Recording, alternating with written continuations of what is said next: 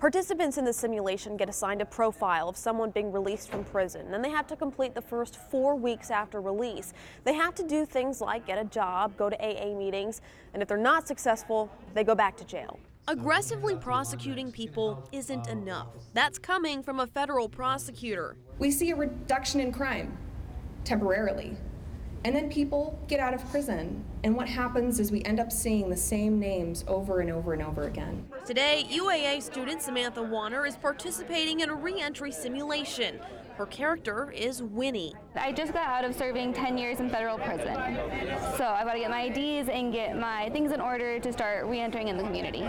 Week 1, she's lucky. She has an ID, but Winnie struggles to get work. I got a temporary job, and it looks like I got a check for 1 day of work because the work center couldn't find me a job. Her $25 check is just enough to buy groceries, but time is running out. We'll see what happens because I didn't get my treatment or a UA test. This is her first mandatory check-in with probation. You didn't get your UA test next week, okay? So that's a really big important piece that you have to do in order for me to allow you to continue. So I did not do so hot, and now we are headed over to jail. Kind of came in thinking I would be able to do this, but this is really hard. It's a lot harder than you would think it would be.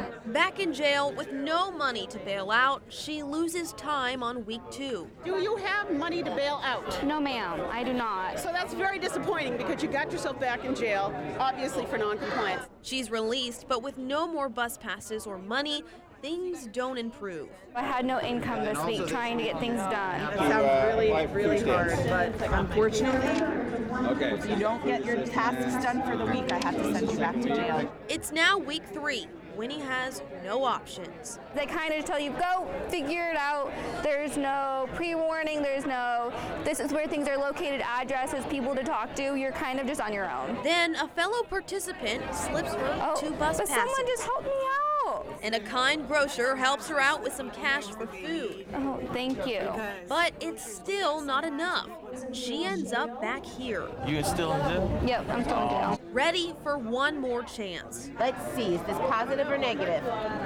It's positive. You have failed your UA. It's her best week by far, but that failed UA is a problem. So you have to go to jail. I'm sorry, Winnie. So back to jail. I was not successful. Lucky for Samantha, this is a simulation.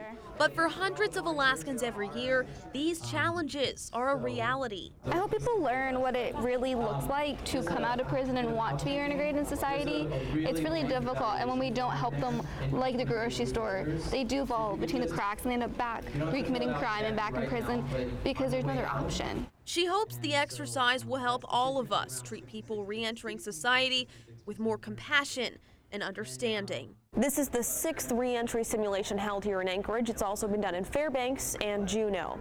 At UAA, I'm Daniela Rivera for KTVA 11 News.